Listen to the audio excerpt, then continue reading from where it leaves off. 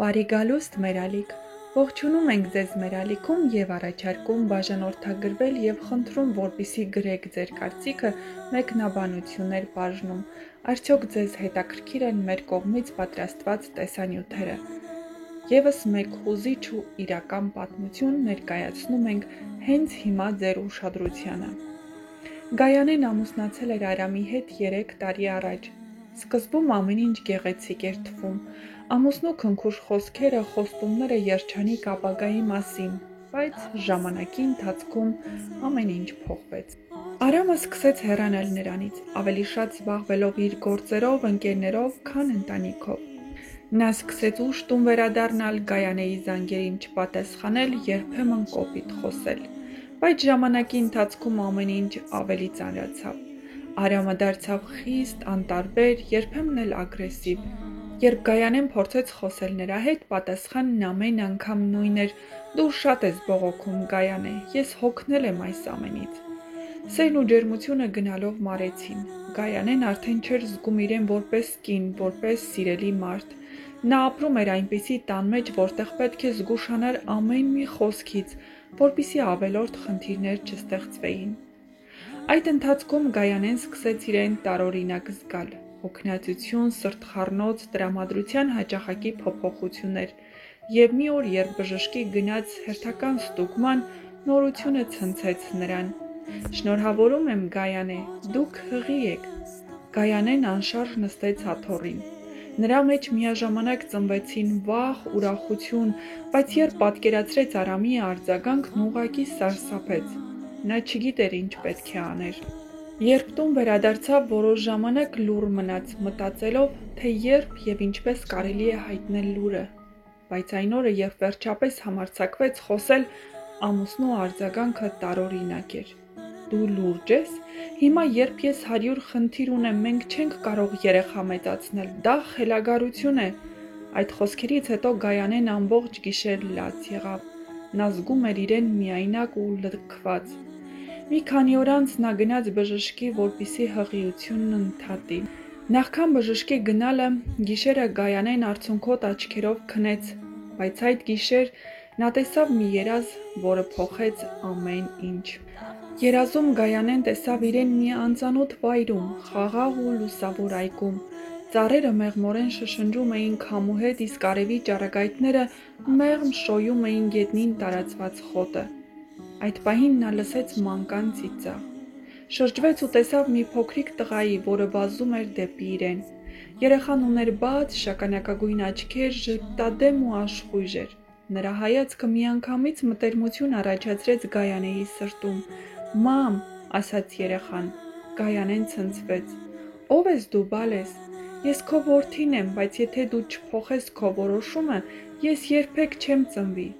Նա չգիտեր ինչ ասել։ Ուզում էր գրկել փոքրիկին, բայց ինչ-որ ուժ նրան հետ էր պահում։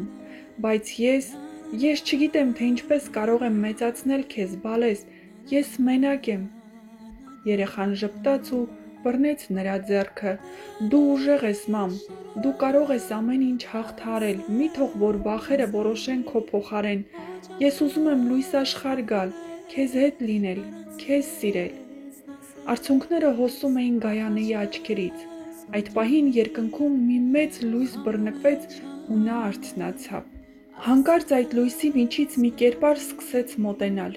Նրա ներկայությունը լցնում էր ողջ տարածքը ջերմությամբ ու անսահման սիրով։ Գայանեն զգաց, որ իր ներսում ինչ-որ բան շարժվեց։ Նրա շունչը կտրվեց։ «Ո՞վ ես դու», շշնջաց նա։ «Ես եմ, ով ստեղծել է կյանքը», մեղմ պատասխանեց ձայնը։ Գայանեն սարսուռ զգաց։ Նրա առջև կանգնած էր Աստված։ «Տեր», արտասանեց նա դողացող ձայնով, «ես չգիտեմ ինչ անել, ես մենակ եմ, ես վախենում եմ»։ Աստված մեղմ ժպտաց ու ձեռք մեկնեց։ «Գայանե, դու մենակ չես, ես քեզ հետ եմ։ Այս փոքրիկ կյանքը քեզ է տրված որպես օրհնություն, ոչ թե բեռ։ Մի վախեցիր նրան ընդունելուց։ Ամեն նոր կյանք մի նպատակ ունի այս աշխարհում»։ Գայանեն զգաց, որ արցունքները հոսում են։ «Բայց ես ուժ չունեմ, ես չեմ կարող մեծացնել նրան»։ «Ես քեզ ուժ կտամ, աղջիկս», պատասխանեց Աստված։ Երբ նայես այս երեխայի աչքերին կհասկանաս, որ երբեք չես զղջալու քո որոշման համար, նրա հոգին արդեն ճանաչում է քեզ, նա սպասում է քեզ, նա սիրում է քեզ։ Գայանեն հանկարծ տեսավ նույն փոքրիկ տղային, որին տեսել էր նախորդ երազում։ Երեխան ժպտում էր, աչքերը լցված էին սիրով ու սպասումով։ Ես կգամ, մամա, եթե դու թույլ տաս ինձ, մեղմ ասաց նա։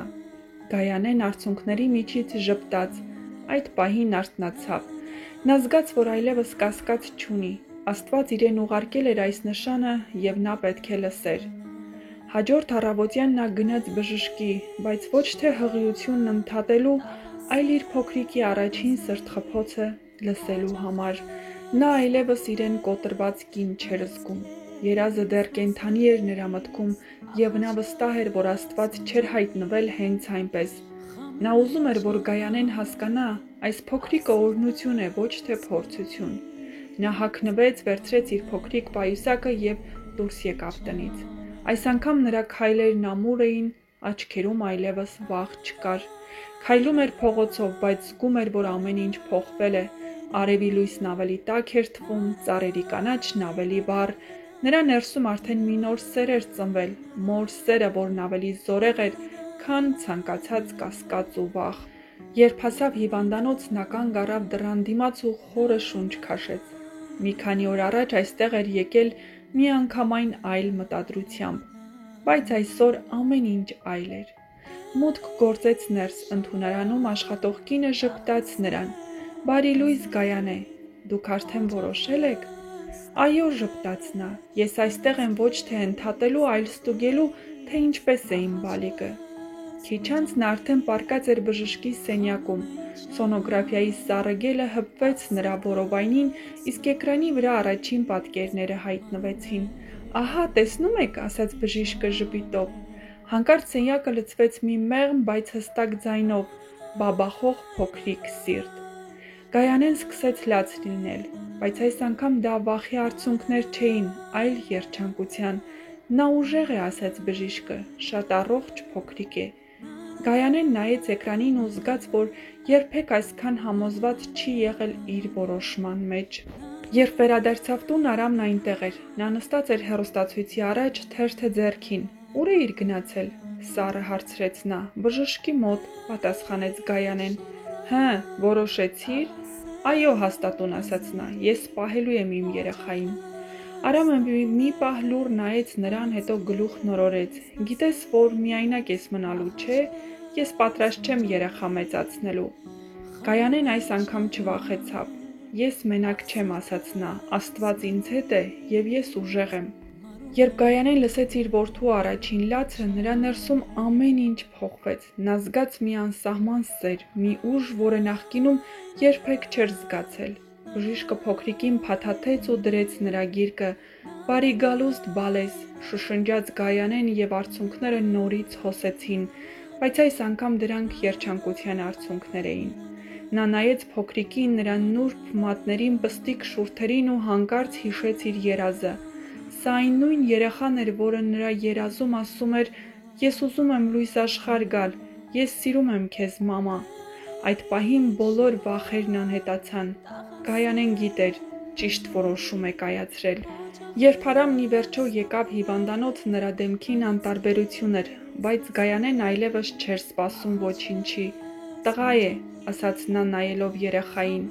Այո, պատասխանեց Գայանեն, բայց այլևս չէր սպասում նրա հավանությանը։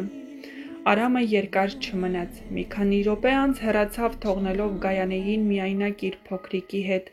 բայց այս անգամ միայնությունը վաղ չէր ներշնչում նրան։ Նա արդեն ուներ իր ամենակարևորը, իր որդուն։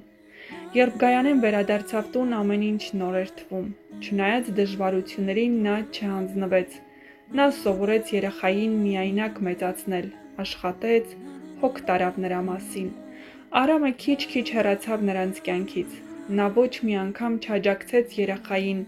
բայց Գայանեն այլևս ոչինչի չէր սպասում նրանից։ Ամիսներ անց, երբ նրա որդին արդեն սովորում էր ժպտալ, Գայանեն գրկեց նրան ու հիշեց այն խոսքերը, որ Աստված ասել էր իր երազում. «Դու երբեք չես զղջա»։ Եվ նա երբեք չզղջաց։ Երեխան դարձավ նրա կյանքի լույսը, նրա ամենամեծ ուրախությունը։